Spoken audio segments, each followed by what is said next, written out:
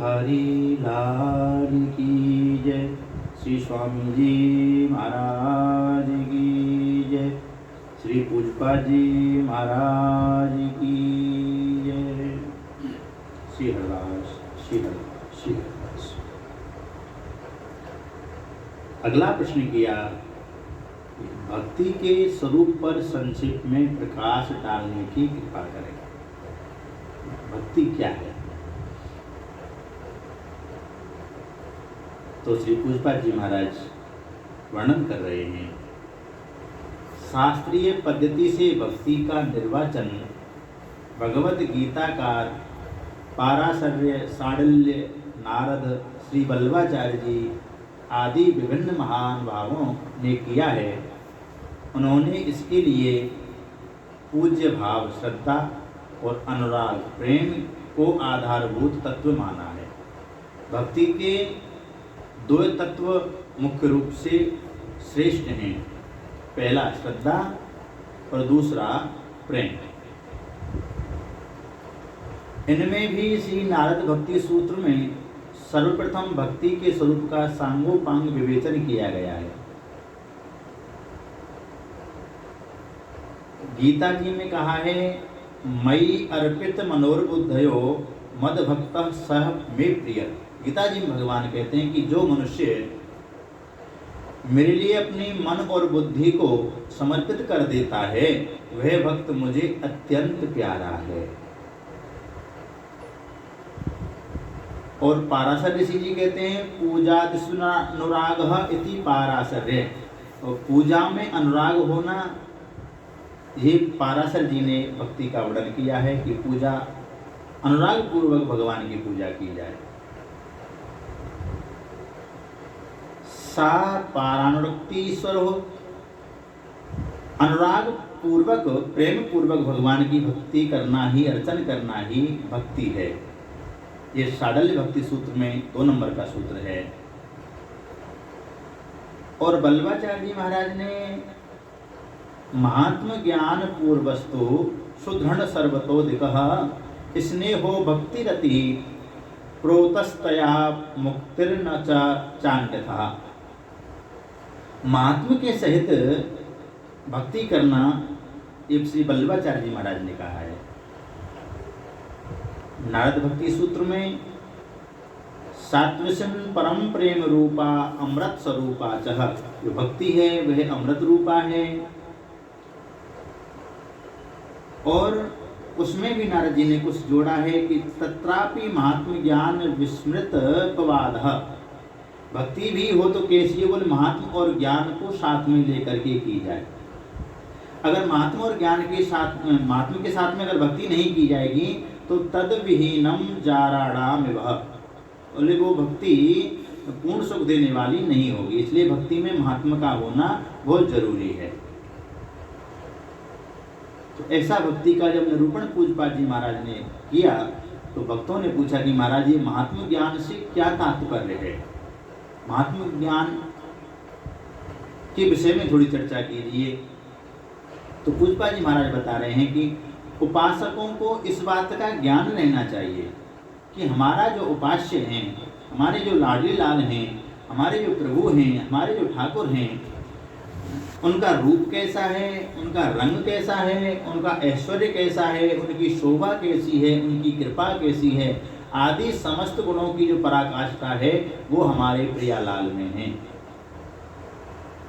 कहने का मतलब हमारे प्रियालाल से कोई दूसरा सुंदर नहीं है, कोई रूपवान नहीं है, कोई ऐश्वर्यवान नहीं है, कोई शोभावान नहीं है और कोई कृपा सिंधु नहीं है। ये प्रत्येक साधक को हमेशा अपने मन में रखना चाहिए कि हमारे प्रियालाल,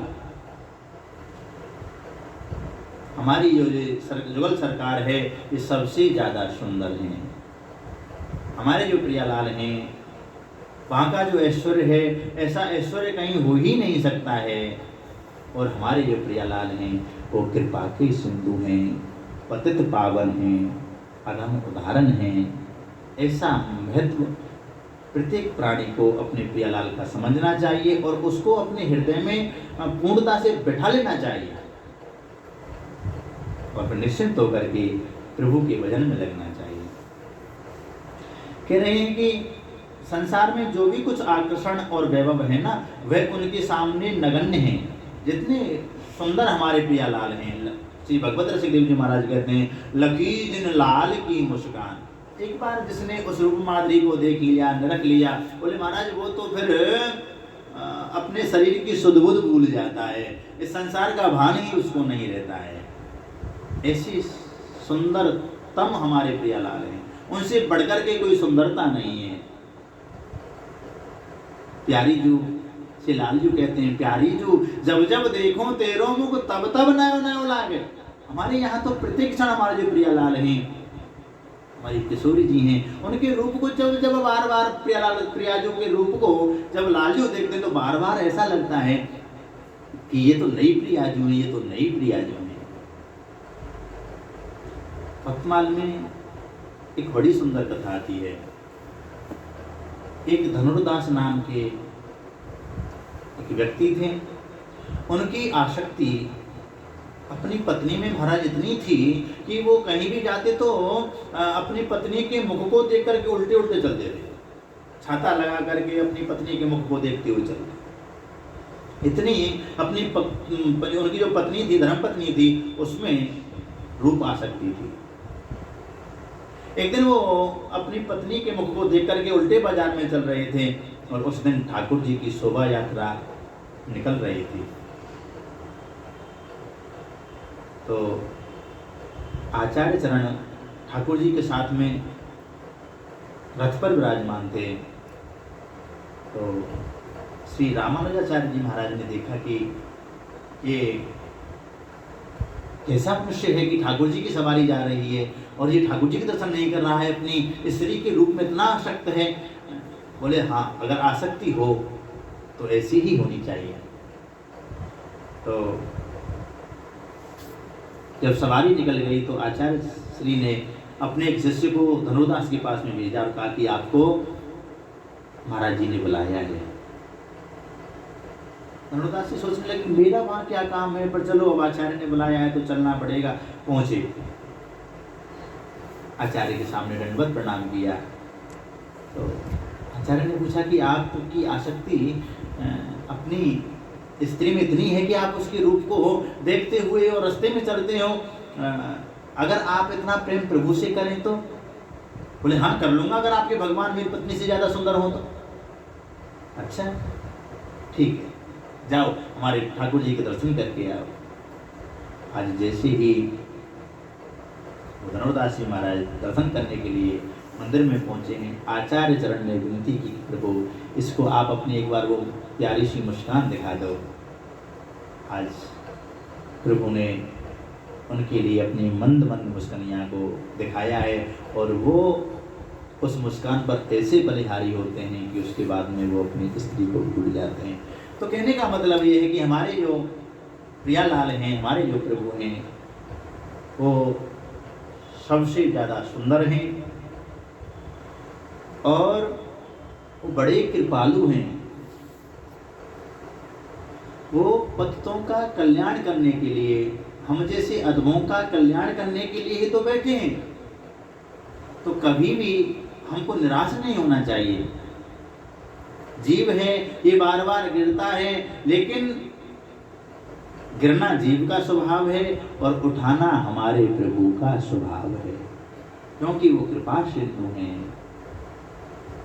छोटा बालक जब होता है वो चलता है तो बार बार गिरता है, फिर बार बार खड़ा होकर के अपने माँ बाप की तरफ चलता है। तो माँ बाप बुरा नहीं मानते कि ये तो गिर रहा है तो बार बार गिरता है, नहीं, वो खुश होते हैं। ऐसे ही साधक अगर अपने जीवन में गिरता है तो उसमें उसको दुखी नहीं होना चाहिए। क्यों? क्योंकि उसको संभालने के लिए करोड़ों करोड़ों माताओं का वात्सल्य लेकर के हमारी श्री किशोरी जी वो तैयार खड़ी हुई अपने हाथों को फैला करके कि तू चिंता मत कर, मैं तेरे लिए हमेशा तैयार हूँ, हमेशा तैयार। ऐसी हमारी कृपामयी करुणामयी किशोरी जी हमारे कल्याण के लिए जिन्होंने प्रण कर लिया है, ऐसी कृपा सिंधु हमारी किशोरी जी हैं। तो प्रत्येक प्राणी को ये सब बातें अपने दिमाग में रखनी चाहिए। अगर हम इस महात्मा को दिमाग में नहीं रखेंगे तो संसार के रूप रंग में ही हम आकर्षित होते रहेंगे, संसार के जाल में ही फंसते रहेंगे। और फिर क्या होगा, बोले उद्देश्यहीन विचरने वाले कापुरुषों को योगी होने का भ्रम हो जाएगा। तो इसलिए अपने प्रभु में महात्म बुद्धि होना बहुत जरूरी है। अब आगे प्रश्न किया, क्या वृंदावनीय रसोपासना में भी भक्ति के इसी परिवेश में आती है जिसकी प्रतिष्ठा महर्षि नारद आदि ने की है? क्या तो ये रसदेश की उपासना है वो इसी परिवेश में आती है? तो पूज्यपाद जी महाराज कहते हैं कि वृंदावनीय रसोपासना को समझने से पहले महात्म बोध पूर्वक श्रद्धा प्रेम समन्वित भक्ति के सोपानों पर विचार करना आवश्यक है। भक्तमाल के टीकाकार श्री प्रियादास जी ने भक्ति के 5 स्वरूप बतलाए हैं। कौन कौन से 5 स्वरूप? पहला शांत, दूसरा दास्य, तीसरा वात्सल्य, चौथा सख्य और 5वां श्रृंगार। ये भक्ति के 5 भाव हैं। शांत भाव बता रहे हैं कि शंकर जी समाधिस्थ होकर के जो भगवान की उपासना करते हैं वो शांत भाव में आती है। वह योगियों की भक्ति शांत भाव में होती है। वह अनवर्चनीय, अदृश्य, अगम्य, अचिंत्य, बहुत बहुत दूर स्थित भगवान को भगवान में मन से ढूंढता रहता है। ध्यानावस्थितः तद्गतेन मनसा पश्यन्ति सह योगिनः। वे अपने ध्यान के द्वारा उन प्रभु को खोजता रहता है। इसमें ऐश्वर्य बोध और श्रद्धा की मात्रा तो पूर्ण होती है और प्रेम अदृश्य रूप में होता है। प्रेम ना के बराबर इसमें होता है। श्रद्धा बहुत होती है, ऐश्वर्य बोध खूब होता है। ये होती है शांत भक्ति। दूसरी होती है दास्य। दास्य में उपासक और उपासक की बाहरी दूरी तो समाप्त हो जाती है। दास होते हैं वो भगवान के निकट तो पहुंच जाते हैं। जैसे श्री हनुमान जी महाराज भगवान के निकट तो हैं, लेकिन आंतरिक दूरियां बहुत होती हैं। हनुमान जी अपने प्रभु का बड़ा ध्यान रखते हैं, मर्यादा बहुत होती है, तो उस मर्यादा का वो बार बार ध्यान रखते हैं। हालांकि सामिप्य तो उनको मिलता है, सेवा का सुख तो उनको मिलता है। उपास्य सर्वाधिक पूर्णता का पारावार होता है। यहाँ और उपासक उस पारावार का संसार चक्र में फंसा माया समाच्छन्न सर्वविद अल्प बिंदु है। आमने सामने बैठ कर के भी तू ठाकुर हो चेरों की दूरी बनी रहती है। ऐश्वर्य बोध और श्रद्धा की मात्रा में कोई कमी नहीं आती है, पर प्रेम प्रकट रूप में झिलमिलाने लगता है। आगे है वात्सल्य भाव। वात्सल्य भाव में प्रेम की प्रधानता आ जाने से आंतरिक नैकट्य बढ़ जाता है। अब इससे भी जो और सूक्ष्म भाव है जो भगवान के हमको और ज़्यादा करीब ले जाता है वो है वात्सल्य। कहते हैं कि वात्सल्य भाव में प्रेम की प्रधानता तो बढ़ जाती है और अंदर से आंतरिक प्रेम भी बढ़ जाता है, लेकिन ऐश्वर्य बोध और श्रद्धा के भाव में ग्रह हो जाते हैं। वहाँ ऐश्वर्य बोध कम हो जाता है, श्रद्धा कम हो जाती है। यहाँ वहाँ दो बालक देखा, अन्यथा अथवा सक्टासुर वध और यमलार्जुन वध उद्धार जैसे प्रसंगों में भी उमगते तो हैं पर उभर नहीं पाते। माँ यशोदा और यशस्विनी कौशल्या का भाव इसी कोटि का है।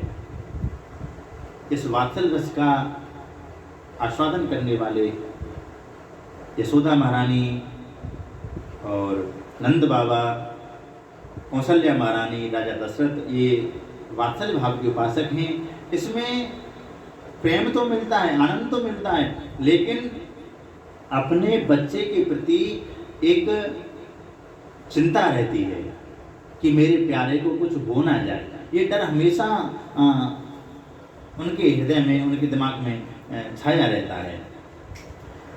इससे भी ऊपर का जो रस है वो है सख्य भाव, जिसमें श्रद्धा और ऐश्वर्य के भाव छिपे छिपे प्रवाहित होते हैं। किंतु प्रेम प्रकट रूप में दोनों कोटियों पर समान रहता है। सख्य भाव में ऐश्वर्य कम हो जाता है, श्रद्धा भी कम रहती है, लेकिन प्रेम बहुत होता है। खेलन में को गुसैया, भगवान श्री कृष्ण दाव हार जाते हैं तो मधुमंगल उनका फेंट पकड़ लेता है और कहता है, अरे कन्हैया तुझको हमारा दाव देना पड़ेगा। खेलने में वहाँ सखाओं के सामने भगवान का जो ऐश्वर्य है वो कम हो जाता है, लेकिन प्रेम बहुत बढ़ जाता है। यहाँ आकर आंतरिक नैकट्य में और अधिक वृद्धि हो जाती है, अंदर से आंतरिकता और ज्यादा बढ़ जाती है। और पांचवा जो सोपान है वह है माधुर्य भाव का, जिसे दाम्पत्य रति उज्ज्वल भाव या श्रृंगार भाव से अभिहित किया जाता है। इसमें तन मन की दूरी मिट जाती है। प्रेम पूर्ण रूप से प्रकट होकर के ऐश्वर्य बोध और श्रद्धा को प्रभाहीन बनाने का प्रयास करता रहता है, किंतु ऐसा होता नहीं है। द्वारका, मथुरा और ब्रज में विलसने वाला माधुर्य क्रम से अल्प, अल्पतर और अल्पतम ऐश्वर्य तथा श्रद्धा पर आश्रित होने के कारण उत्तरोत्तर प्रशस्तर माना जाता है, क्योंकि प्रेम में अन्य किसी भाव का जितना अधिक मिश्रण होगा वह उतनी मात्रा में अपने उपास्य से आंतरिक दूरी अनुभव कराता है। तो पांचवा भाव है वो है माधुर्य भाव। इसमें ऐसे समझिए आप, शांत भाव शंकर जी का भाव, दास्य भाव हनुमान जी का भाव, शक्य भाव अपराध, वात्सल्य भाव।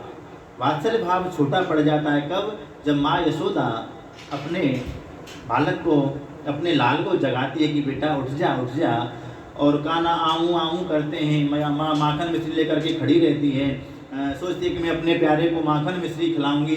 तभी जो सखा हैं वो आके आवाज लगाते हैं, अरे कन्हैया तू चल नहीं रहा है। तो कन्हैया अपनी माँ के माखन मिश्री को छोड़ देते हैं और दौड़ करके सखाओं के पास में चले जाते हैं। तो वहाँ वात्सल्य रस कम हो गए। वात्सल्य रस सखाओं के साथ में भगवान आनंद ले रहे हैं, लेकिन यहाँ दोनों में कमियां बनी हुई हैं। कन्हैया सखाओं के साथ में खेल तो रहे, लेकिन डर है कि कहीं माँ आकर के बुलाना ले जाए, और माँ को भी ये डर रहता है कि कहीं जो भगवान के सखा हैं वो भगवान को ना बुला ले जाएं, मेरे प्यारे के जो सखा हैं वो कहीं भगवान को ना बुला ले जाएं। तो दोनों को ये डर लगा रहता है। तो यहाँ भी जो पूर्ण सुख है, जो निरंतरता बननी चाहिए, जो नित्यता बननी चाहिए, वो नहीं बन पाती है। आगे आता है माधुर्य भाव, गोपियों का भाव। गोपियों के सर्वस्व भगवान श्री कृष्ण हैं, और जब भगवान श्री कृष्ण गोपियों से मिलने के लिए जाते हैं तो सखाओं को भी छोड़ जाते हैं। इसका तात्पर्य ये हुआ कि जो पूर्ण सुख है वो सखाओं को भी नहीं मिल पाता है।